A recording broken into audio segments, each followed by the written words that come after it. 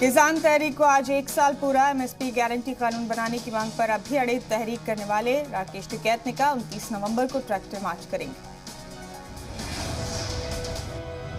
Ghazipur border पर बढ़ाई गई सिक्योरिटी, पुलिस ने फिर लगाए बैरिकेड्स। मगरबी यूपी, हरियाणा, पंजाब से आ रहे हैं किसान। किसान तहरीक के 1 साल होने पर जश्न की तैयारी। पंजाब के मानसा से किसान दिल्ली के लिए हुए रवाना। कार, जीप, ट्रैक्टर, बस और रेलगाड़ी से आ रहे किसान।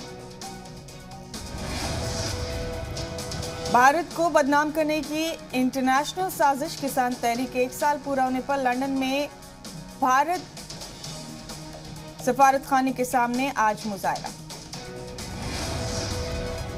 गाजीपुर बॉर्डर पर करीब 300 किसान मौजूद। आज हो सकता है तादाद में इजाफा। आज सुबह से पुलिस अरेंजमेंट। दिल्ली पुलिस जराये के हवाले से खबर। बॉर्डर पर पुलिस के साथ आउटर फोर्स को भी लगाया गया। पैरामिलिट्री फोर्स भी भारी तादाद में तैनात। बॉर्डर से दिल्ली में घुसने वाली गाड़ियों पर नजर। मेट्रो पर सीआईएसएफ भी अलर्ट।